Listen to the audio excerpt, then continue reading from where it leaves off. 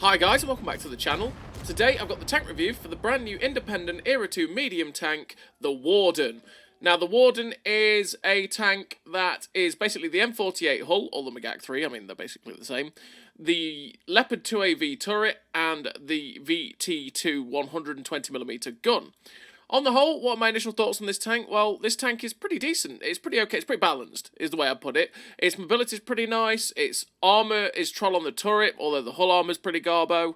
The gun is troll. The gun is troll, just like on the VT2, where it says it's superiorly accurate, and it really quite is. But then there's quite a few shots that just decide, now, you know what? I'm going to hit the floor, because why not? And that is pretty damn frustrating. The penetration is fantastic though on the standard and the premium APF SDS, which is glorious. I mean, the 500 pen that you get on the premium round, same as on the VT2, is fantastic. It absolutely shreds FV4211s, and yeah, on the whole, this tank is a pretty decent tank. Is it worth the gold?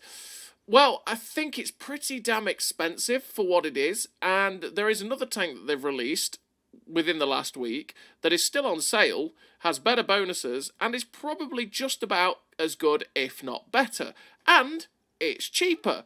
And that would be the Jag Black. I do think this tank is a very good tank. And this is like, what, 7,200 gold? So let's have a quick look at the store. So if we're going to go Cold War here, look, the Warden is 12,000. The Warden is, what, yeah, 12,900. The Jag Black is 7,700. Massive difference in price, and I think you get a pretty similar playstyle out of the two. The Warden naturally has better gun depression, and it's slightly quicker, but generally the armor's slightly nicer and the gun is far better on the Jag Black, and you get better DPM and all that sort of stuff. And I just think the Jag Black is a better tank than the Warden, and it's far, far cheaper. So I do think, and I mean, realistically, you could also get two fantastic tanks for a cheaper price in the bundle as well for both the Jag Black and the Object 703 too. So realistically, I do think the Warden is not really worth it. But does that make it a bad tank? No, I'll say it's pretty balanced. It's pretty decent tank.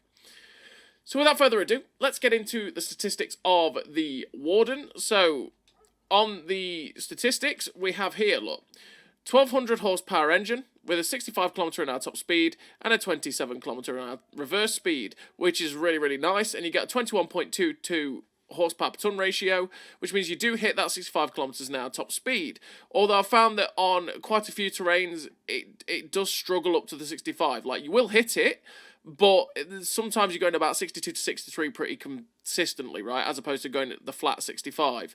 And the 27 kilometers an hour is fantastic. If you want to run the traction system, you will get up to 71 kilometers an hour, which is good. And I did run the traction system for a wee while, and then I ended up switching to vents because I felt like I wasn't hitting 71 all that often.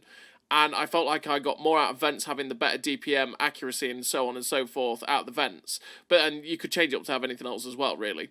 But the top speed and that is really quite nice for the Warden. It is at 10% fire chance, which means it's on the lower end of the fire chances, which is okay. You don't really get set on fire too much, although I have been set on fire once or twice in it.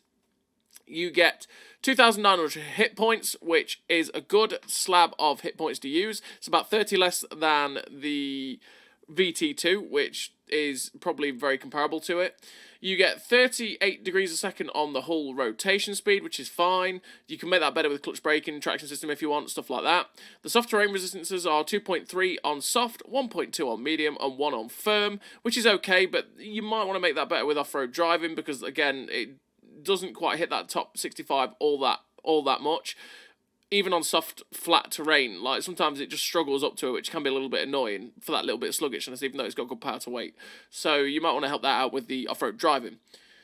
The camo, well, it's Cold War, and it's not really got much camo. It will get spotted quite easily, this Warden. It's got 505 meters of view range, which is okay, although it's not as good as some that have like 515, but realistically, it's good enough for Cold War where you can spot targets at a decent distance, but you can also just use the true vision to spot for yourself. You've got 40 degrees a second on the hull turret rotation speed, which is faster than the hull rotation, which is great, which means your turret does go faster than your hull when you're trying to keep the gun on target, which is definitely very, very nice. You can make that better with rapid aim, stuff like that, and just some of the general crew skills. You've got accuracy at 1.3 during rotation, which is okay. I really do wish that was better, but it's okay. You've got 20 degrees of elevation, which is great. You've got 9 degrees of gun depression, which is absolutely fantastic, which is obviously like what I say is better than the Jaguar, which has 7. This has 9, even though, and they're probably about the same height in terms of using the, for the awkwardness and stuff like that. You've got 9.3 second reload, which gives you a 3.3k base nearly DPM, which is quite nice for the Alpha at 510. You also get 0.36 accuracy, which is decent, and you can get that down to about 0.28 accuracy, which is pretty damn accurate. But on the whole, this gun just loves hitting the floor. It really does. You're going to see that in some of the replays where it's just like, come on, gun, just hit the target properly, please. Because it really does just like hitting the floor.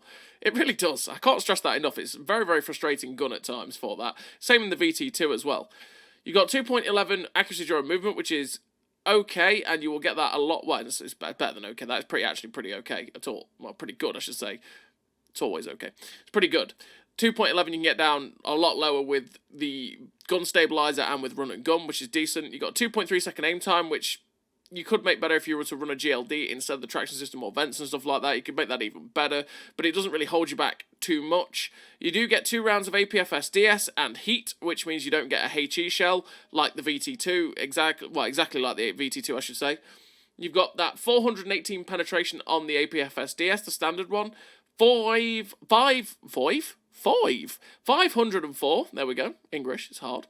504 pen on the premium round, which is fantastic. Shreds absolutely everything in Era 2. It's glorious. 4211 stand no chance against the premium rounds, which is always a fantastic thing. You got 490 pen on the heat rounds, which you're never going to take because heat, and especially when you've got a better choice of rounds in the APFS DSs, you're never going to take the heat rounds. So yeah, there is that. You've got 1650 meters a second shell velocity on both rounds, which is absolutely glorious, and it's just beautiful. It's fantastic for shooting light tanks who are on the move. It's fantastic at shooting at range. You don't have to lead it too much. That shell velocity is beautiful. And you do have a bonus XP of 125% on the Commander XP, which means it's a pretty decent crew trainer, and 155% silver bonus, which is pretty standard for this type of tank. So what do we run in terms of a crew and equipment? Well, in terms of equipment, I run the food to make everything better about the tank. I run the advanced loader, the gun stabilizer, and I run vents. Like I say, I did run the traction system for a wee while, but I just felt like I wasn't gaining the true advantage of having that 71 kilometer an hour top speed, and I really just wanted to make the gun a little bit better, like with the gun stabilizer and the vents, and just get that little bit better DPM. Just squeeze the most I could out of it, which is what vents does. Because yeah, it's really, really nice to have the better gun handling, the better DPM and all that sort of stuff. As I just didn't quite feel it, but I mean, you could quite easily run traction system if you wanted to go faster, and you do get a benefit out of it. It's just I didn't feel it was worth it over what I wanted out of it. But it's down to you and how you play the tank when you set up equipment. Like I say, if the gun annoys you and you want to get the gun aimed in a little bit quicker, you could also run the GLD just to get that gun aim time down a little bit lower, or you could try and reduce the amount of damage coming in with advanced armor and then pair it with armor angling into the perks on the crew, that sort of thing. It's down to you and how you set up the tank. It's completely down to you and how you want to play it. I have put the crew in the VT2, so let's go drop it in the Warden. So you can see I run Born Leader, Rapid Reload, 6th Sense, Steady Aim, Snapshot, Run and Gun, Clutch Braking, Rapid Aim, and Deadeye. Now, Deadeye is one that, again, is just a superfluous skill, really. You don't have to run Deadeye. You could quite easily drop that and run off-road driving, like I say, to help with getting to that top speed. You do get brawly in this tank sometimes, so you might want to run the track mechanic to try and get your tracks back on quicker, especially if someone was to track you and you've already burnt your repair kit and you end up being tracked in front of something with an ATGM, which happens quite often, like M60A2s and stuff like that. You might want to be able to get the tracks back on quicker with that, because it does feel like an eternity when you don't have track mechanic. So you could quite easily run track mechanic. You could run armor angling, like I say, in pair with advanced armor if you wanted to do that. You could run situational awareness just to get the view range higher if you want to try and spot things at greater distances. You could run supply conservation to try and get your consumables back quicker. There's plenty of things you could do on this tank. You don't have to run this. This is just basically a template for making the tank pretty damn nice to play, and then when you're playing it, you can think, oh, that's annoying me. You know what, I might switch that out and change, take perk to try and help the ground resistances to try and get that top speed, for example. It's down to you. I just run Deadeye just for the memes. All the gun perks, like I say, because the gun can be a bit troll, and I want to help it out as much as humanly possible. Rapid aim to just make the turret traverse better, especially since I'm making the track traverse better with clutch braking to make it, turn on the sixpence pretty nicely. And these 3 perks, you're always taking these 3 perks on every single tank you're going to take in Cold War. So yeah, that's what we run on that. So let's have a quick look at the statistics of the tank fully equipped. So as you can see, the hull rotation speed is now at 41.56. The view range is nearly 560 meters of view range now. Your ground resistances are slightly better because they are better with Born Leader and vents and stuff like that. Just makes it a little bit better. You've now got a 49.84 degrees a second turret rotation, which is very, very quick and a lot quicker than the hull rotation now, which is definitely a very nice thing. You've got 0.85 accuracy during rotation, which, again, it's not bad, but I do wish it was better. If I'm honest, it would help this gun feel less derpy sometimes. You've got 6.61 second reload, which is a 4.6k DPM, with a 0.28 accuracy, 1.16 accuracy during movement. Aim time is now at 2.08, which is pretty decent. And yeah, that's pretty much the stats that you get it down to with the equipment setup we've got. Let's have a quick look if you were to put the GLD on. If you were to put the GLD on, your aim time gets down to 1.86, which is fantastic. So if it is bugging you, you could definitely do that. Or, you could run optics to get your view range up to 603 meters, which is fantastic. Say traction system to get up to 71 kilometers an hour, but I do run the vents to make it just that little bit nicer. And yeah, if so, what I'm going to do is I'm going to give you the chance to pause and have a look it over, but this is obviously what it's like with the tank fully equipped on the Warden. You can see that better aim time, better DPM, 4.6, and this is what it's like on the Jaguar Black. And the reason I'm comparing, and this is without vents for the Jaguar Black as well, and it's basically the same crew in it. This is the reason I say that this tank is just nicer to pick up for far cheaper, because while obviously you've got a slower turret traverse, you've got a slower top speed, your hull rotation is pretty damn nice, you've got worse gun depression, your gun handling is phenomenal. 0.3, 1.36, 0.23 accuracy, you've got 100 more DPM. The penetration isn't quite there on the premium rounds because it's heat, but you do have the HESH rounds for 570 alpha, which is absolutely beautiful. And your aim time is at 1.84 as well. You got pretty good view range, you got pretty decent camo. The ground resistances are better, so you do hit that 60 km an hour top speed. And obviously, if you were to do it differently for the Jaguar Black, you could quite easily take the traction system, and you would, if you weren't going to use the HESH rounds too much, you'd get up to 66 km an hour top speed with a 24 reverse speed, and you would hit that, right? But I just think that this tank, on the whole, because of the way the armor is as well, I just feel like the Jaguar Black is just nicer than the Warden, and because it's far cheaper, I feel like it's a far better pickup than the Warden is myself, to be perfectly honest with you.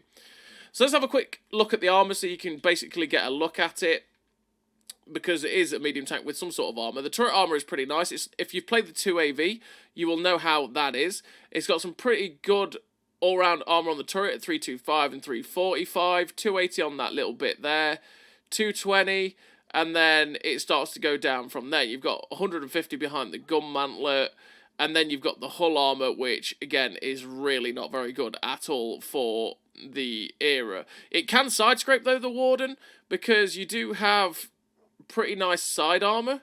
Realistically, you can actually side, and you've got that spaced armor protection on the side as well.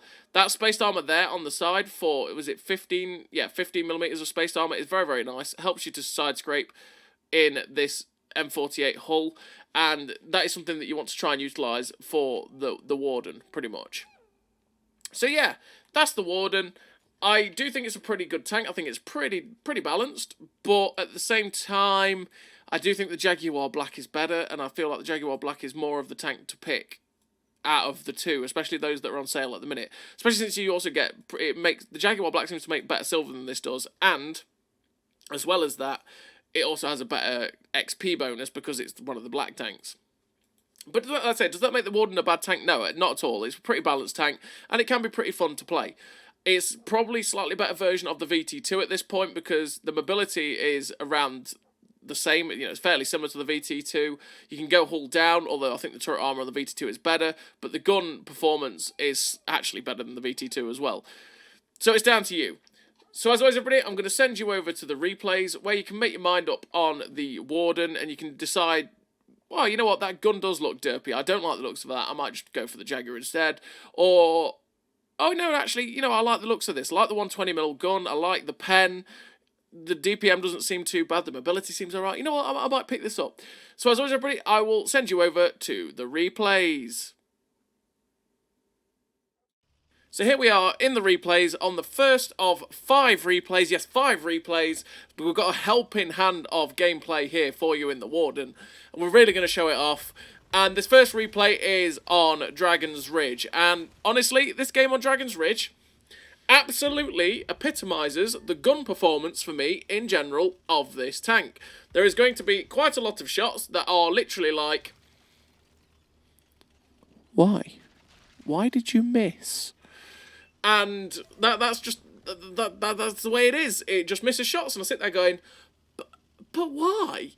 You know, because they'll be fully aimed shots at tanks, and they'll just hit the floor or go low and stuff like that. It can be pretty frustrating, and that's my main frustration with the frustration with the Warden, and that is that the gun is honestly just so frustrating.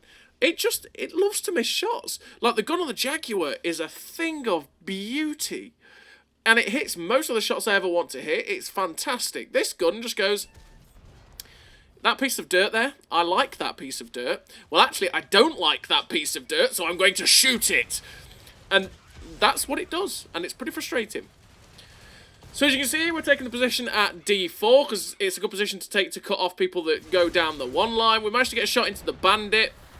We go over, put a shot into the Brennus's lower plate. And as we do that, we take a hit from the back corner at like A7. And we take a big missile from A7 too. That missile must not have been meant for us, because he would have had to have fired that way before we decided, oh yeah, you know what, actually I'm going to go over. That must have been aimed at the other guy that went over, and he managed to just divert it into us. And sadly, we lost a lot of hit points. Then we went over to try and get another shot into the Brennus, and we just took another hit from the back. It was a silly push. But now we're just going to rotate round. That's one of those shots. I mean, we weren't fully aimed. We just stopped moving. But at the same time, most of that tank was in the aim circle, and it just went, nah, you know what? No, I'm just going to miss that. It is a 120mm gun, though, so that's definitely nice, so that you can actually track things first time for the most part. We get a nice shot in to shut down the T-55 Enigma, and the enemy team at the minute are providing a perfect thing for us, and that is they are just driving in front of our gun, and that is always glorious. So we get a shot in that tracks the Enigma. He's now a one-shot. We leave the shot. And we bounce, because unfortunately we hit the side armour, the little bit of spaced armour on the front side. He gets tracked. We go for the shot into the side. That lucky Enigma, that ricochets. We now go for the shot into the side of the Enigma again. Unfortunately, it just deviates to the right and only tracks it, which now we should actually hopefully finish it, which we finally do. Now we've got a shot into the front of the TR-125. Visible Rage. We go for the kill on the TR-125, and we get that shot there into that guy. We're now going for the shot on the AMX-30B. We get a shot straight into his side, which is glorious, because they are just lining up for us. Looking for the shot into this 30B, and unfortunately it just whiffs him. I think we aimed a little bit too high there. Now we're hoping to get a nice shot into him there, which actually tracks him in place. That's glorious, but he repairs. We get detected, and I'm thinking, that's suspicious. There's nothing that's currently looking at us. We aim at the side of the 30B too, but unfortunately it just goes back to kind of where we were aiming a minute ago, and it flies and misses it. We go for the shot into the side of the Jaguar Black, but unfortunately it ricochets off his front plate. But he is now sideways on, so we get the shot straight into his side for 539, and he is out of there. Now we've got the AMX-30B. We go for the shot into the back of the 30B. Wait, why? Why, gun? Why? Why did that shot miss that 30B? Oh, I swear, this gun, honestly, it just loves to miss shots. It really, really does. We're up to 4.6k damage. We now see the Super M48 and the Bradley at the back. We go for the shot at the side of the Bradley, and it just goes low and hits the cliffside. Oh, we're now trying to see if we can actually see the guys that are over there. We know that they were on that corner, so we're just waiting to see if we can see any movement through the trees, but we can't quite see it. The light tank actually spots them up, and they are digging in behind that little mountain, so we can't quite get a shot at them. So what I'm going to try and do is see if I can see this light tank that was behind us towards our cap. So I'm just looking in the cap. I can't see the BMP, so I decided, okay, you know what, that BMP could be anywhere. He could do anything. Let's go deal with the tanks where we know where they are. Let's go help out this RDF LT, because he's alone, but he's got these two pinned in a corner, and he's not going to keep them pinned in a corner for very long. So we want to get over there and try and help him out and get rid of them. And naturally, we want to be careful because the Bradley can just kill us in one shot with his ATGM, and we are a two-shot for the Super M48. So we're just avoiding the cap to not trigger it. Well, you know, not trigger the alarm and let them know that I'm coming in. So just as we get around the corner, we end up finding the Super M48, get a shot straight through his side, and the RDF LT shuts down the the M3A1, sorry, the Bradley.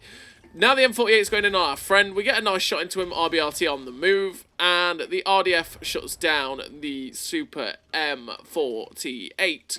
Now there's only one tank left. It is the BMP, and we know he shot a rocket at this 30B because it hit that mountainside on our right, which means he is going to be up on top of that ridgeline, or he's going to be somewhere along it, along the right-hand side. So we're just keeping our eye on it as we move towards it. We get spotted and detected. There he is. And of course, you know, all the shots that were basically fully aimed on, you know, with the reticles fully on tanks, they all miss. That shot on the move, no problem. BMP goodbye. Official Confederate, the second class, 5.8k damage, 1322 assistance. A pretty average game there for the Warden on Dragon's Ridge. And now we're on to the second replay. In the second replay, we are on this map, which is Mountain Pass. And on Mountain Pass, what I want to try and do is rush down the J line and try, you know, get to the position at H5, so that we can actually get shots down where that cap is. It is Assault on Mountain Pass, which is a really weird variant. But yeah, we want to try and get to the little ridge line so we can start getting shots at people like this Magak 3. We end up hitting that Magak 3 on the move, but only track it, but we do get some assistance for that. Now there's an M60A2 and an RDF. We go for the shot into the RDF, and that just misses, because why not? We now go for the shot into the M60A2. Pretty much fully aimed on the M60A2, we hit the floor. Like I say, this gun loves to miss. Fully aimed on the M60A2, misses again. I say this gun is super frustrating.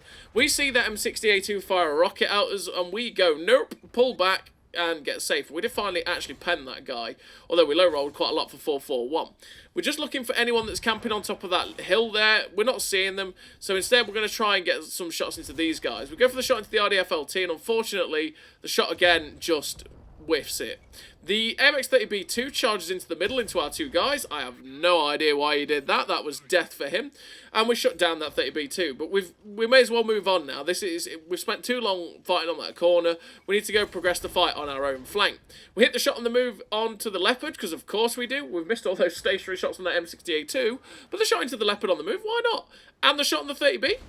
Straight into the lower plate. We weren't aiming at the lower plate of the 30B there. We were aiming at his side, but we'll take it. It still goes in and pens it anyway. Now we'll go for the shot onto the Leopard 1A3. And we just basically run straight into the rocks on our right, so that it makes it as hard as possible for that Leopard to kill us, well, to get a shot into us and pen us. And we did actually manage to not take a hit from either the 30B or that Leopard, which is glorious. But we've realised the threat. The threat is that they are I mean, at the end of the day, it's assault. We don't have to go back towards our base. But what I want to do is try and provide a crossfire, try and provide a cut-off point, because they are coming up the lake road through where our spawn is, and thus we can try and cut them off, get some crossfire, because our team is pushing straight up the 2 line, but they're going to push into a position where they can actually get shots in towards our spawn as well.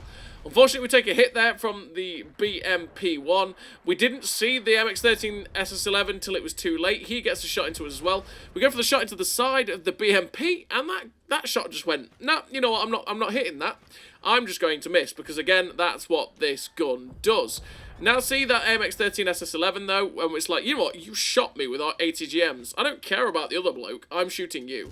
We go for a shot into the back drive wheel of the M60A2. Thankfully, he misses us with the ATGM, and we did track him in place. We're thinking about taking the shot blind into the smoke, because you never know if we hit them, but I decide absolutely against it. We're going to try and move in closer now to see if we can, you know, close the distance and keep up with the enemy team.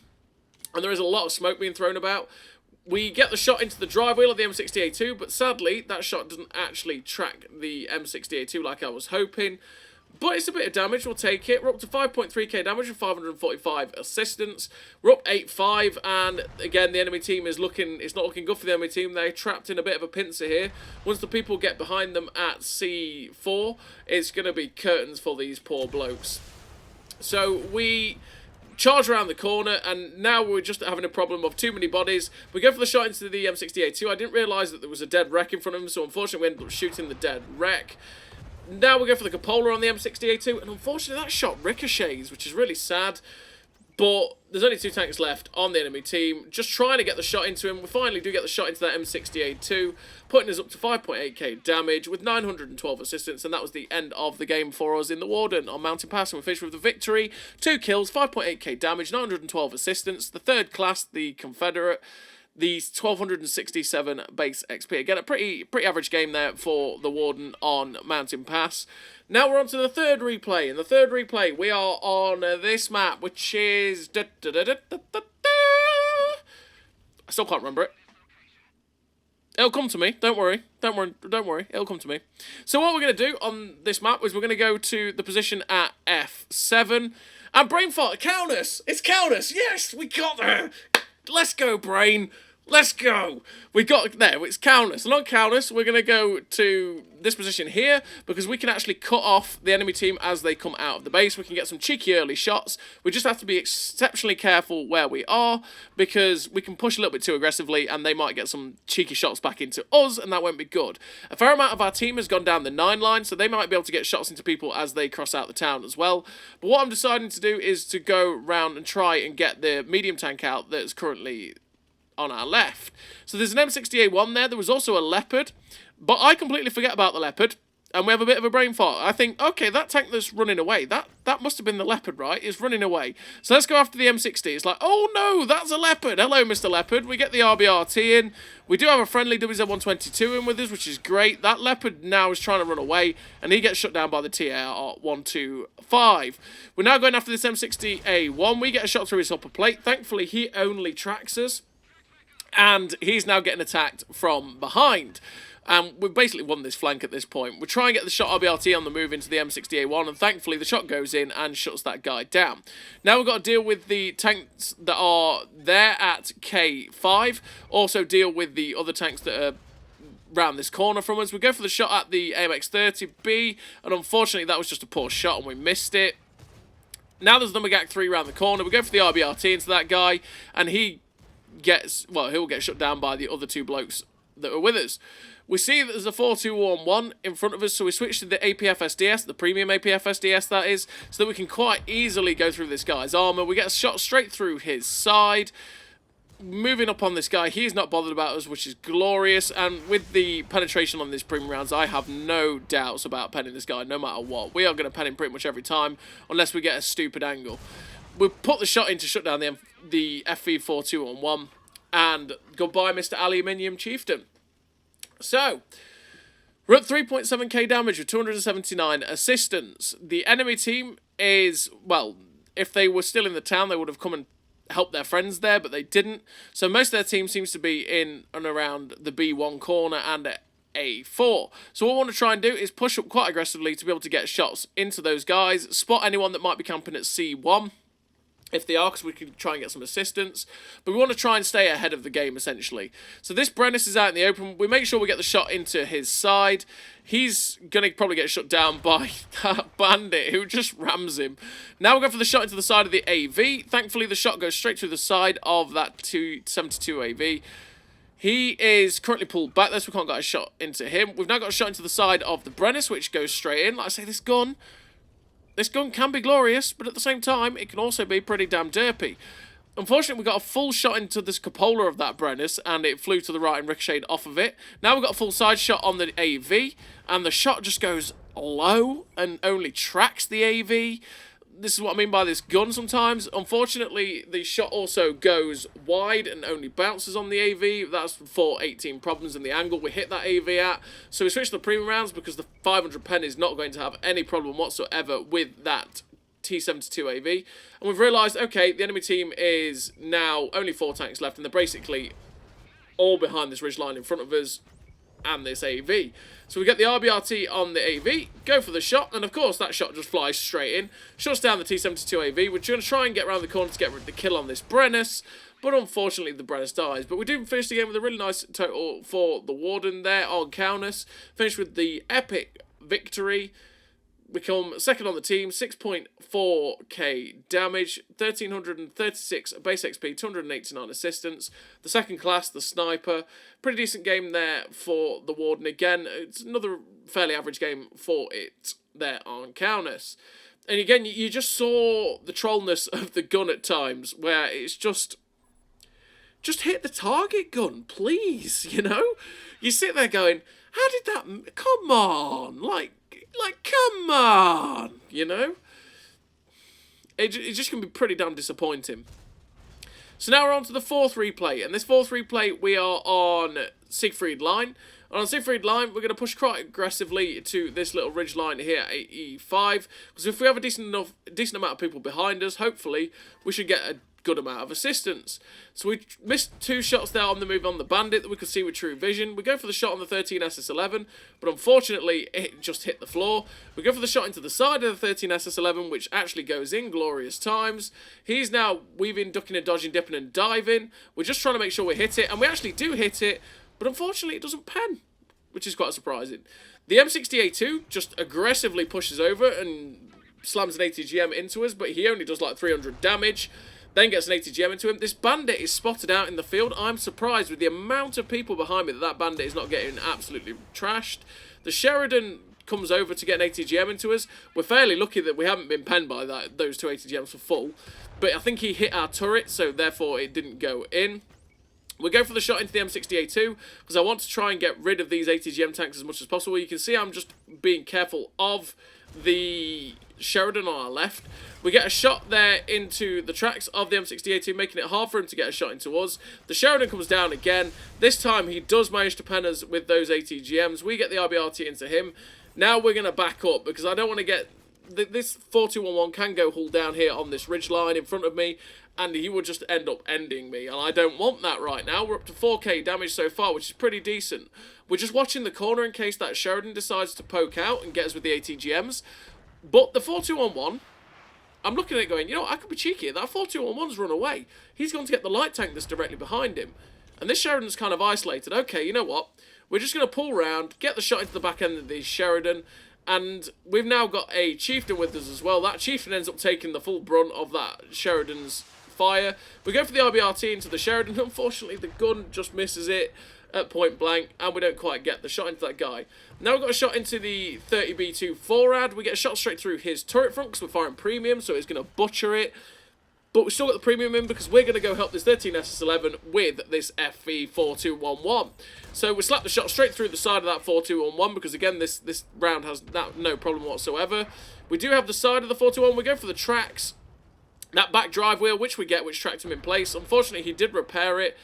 Hopefully going to get the kill on this guy, but unfortunately, that's where angles help the 4211. We did hit his side, but we ended up hitting it at a stupid angle, so that's why the shot ricocheted.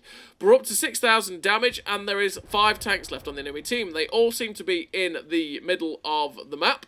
So what we're going to try our best to do is get there, see if we can get a shot in this Centurion 9. I can just about see him, but I couldn't quite work out what I was shooting, so I just took the shot, and thankfully, it flew in. Again, that's where the gun just goes, you know what, I am actually pretty decent, mate. I'm just going to hit these shots, because why not? And you go, why couldn't you have hit the easier shots, though, bro? Please. But hey-ho, we go for the side shot into the Jaguar Black's turret. We get that shot in there. The Bandit in front of us is being circled. We managed to get the kill on the Bandit. Just waiting for the reload to hopefully maybe get a shot into this Jaguar Black, but unfortunately he gets shut down before we get another shot in. But we finished the game with, again, a pretty damn nice total for the Warden. Finished with the epic victory, the 1 kill, 7,014 damage, 547 assistance, the Confederate, the 2nd class, and the 1,351 base XP. A pretty damn nice game in terms of damage for the Warden there on Siegfried Line. And yeah, we're on to the 5th and final replay of this video. Fair play if you got this far. And we are on Siegfried Line again, but the opposite spawn. Now this replay is turned down a little bit because it's got the annoying little audio bug that appears every now and then when you record through the Xbox system. And that is that it just starts going like that all the time, and it's really annoying. So it is a little bit lower than all the other replays. Don't adjust your headphones, it's not you. So, we're on Siegfried Line, and I decided, okay, we're going to go to the spot at F5. Again, we're going to the same spot, but from the opposite spawn, because once again, you can cut off the people that go into the field, you can get free shots at them, all that sort of good stuff, and it can be pretty lucrative for you. So we spot this rock crawler at the back, we slap a shot into that rock crawler's side, which damages his ammo rack. We've been very, very careful, naturally, because that rock crawler could hurt us. Here, that rock crawler actually takes a hit from the medium tank that's come over next to us and sets him on fire, which is glorious, because that means he never managed to get the shot into us. We've got 1,005 assistance on him as well, which is also great. And now my 2 friends are, well, my 3 friends are starting to progress on our left, so we're going to actually go up on the high ground so that we can try and spot and get shots into people up here. So we get a nice shot there into the side of the bandit. Going to try and get another shot into that bandit that's tracked there, which we get into through the smoke, which is glorious. We're just going to side scrape and hope for the best about getting another shot into this bandit, possibly. But as you can see, he's clearly got himself away from us, which is fine. So we've just got to be careful. We've just got to wait for this smoke to dissipate, because then we can try and get some shots into the guys next to the bunker, which we have. We get a nice shot through the lower plate of the TR-125 there, which is nice. Just trying to see if we can try and get a shot into him again. The M60A1 is there, so we get a nice shot that tracks him and pens him. Just waiting for the reload so we can get a shot into this bandit. He ends up shooting us on the side and only tracking us. Again, that's where we side scrape, and it can be quite nice. Just waiting for the reload once again. Hopefully going to get a shot into this Jaguar Black, but we can't quite get the shot into him there. The TR-125 crosses in front of our gun, so we get a nice shot into the side of him there, which is great. And once again, we're just looking to see if we can see that M60A1. They're not seeming to push in front of us anymore, but that bandit actually looked like he was going to charge across. The TR-125 goes in. We aim at the side of the TR-125, and it just ends up flying behind him, which is kind of sad with 1650 shell velocity. I thought that shell would have just flown straight into the side, but apparently it decided it wanted to miss. But we're going to go help these 2 medium tanks out, because they're being assaulted by the M60 and the TR-125. We want to try and help them out and win this engagement. So we get a nice shot into the side of the TR-125. The Leopard gets a shot into him. We're going to now get a shot into his drive wheel to track him in place and put him down to a 1-shot. And he's now a 1-shot for this Leopard, and the Leopard shuts him down. The M60A1 tries to get a shot into us. We go for the shot through his turret. We both bounce. Realistically, we probably should have gone for the cupola shot on the M60A1, but is what it is. But the Leopard 1A1 is actually going in on this M60. So we've got to go help this Leopard. At the minute, the town has been won by the enemy team quite viciously. They've basically killed everyone quite quickly. It was looking good for a bit, and then all of a sudden it's gone downhill very, very quickly. We get a shot through the M60A1's upper plate, put him down to a 1-shot for the Leopard, but we managed to get the shot in through the cupola. Now we've realised that the enemy team is pushed very aggressively towards this M60A3. We've still got like 4 guys in our cap. We have to get rid of this BMP because he's got the ATGMs, and I'm looking at this going, oh goodness me, I'm not going to survive this. There is no chance I survive this. I'm still full health though. I can take a hit or two. So what I might do is, you know what, we're going to get out of dodge. We get the RBRT in to shut down the BMP, and we're just going to run for our lives. We're squealing right now. We're going, no, don't do it, don't do it, I want to live. And we're just running at this full speed. We're like, get away from me. And you're seeing one of the disadvantages of the Warden here is the fact that it's got the same problem as one of the M48s, well, as the M48A5 and stuff like that. We can't shoot over the back of the tank. We just can't. We don't have the gun depression. And at the minute, we're managing to get away, which is glorious. We do take a hit there from the Jaguar Black, or from one of the other tanks. He gets a shot into us as well. But we do manage to get ourselves away from them and get safe. And now I've got 4 people behind me. They should start absolutely eviscerating these guys. The bandit comes charging in, who then loses a fair amount of hit points. We get a shot into him. He's going to end up losing a fair amount of hit points from the guys at the back. He's now a one-shot for us, which is great. So we're just waiting for the shot into him. And unfortunately, that somehow just hits the ridge in front of us. The Jaguar Black's behind us. The medium tank comes from in front, the Enigma. And we get shut down by that Enigma. And unfortunately, that was a defeat. But that was one of the best games I had in the tank that wasn't, well, it didn't have bots. And we finished the game with 7.5k damage, 1600 assistance. The 788 base XP on a loss, which is a sad time, but 7.5k damage is a pretty damn nice game.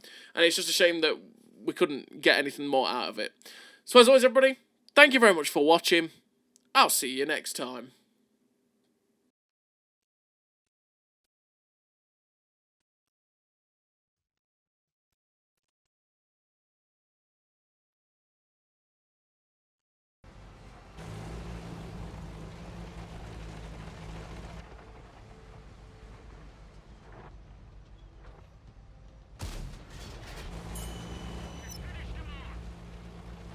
A great success!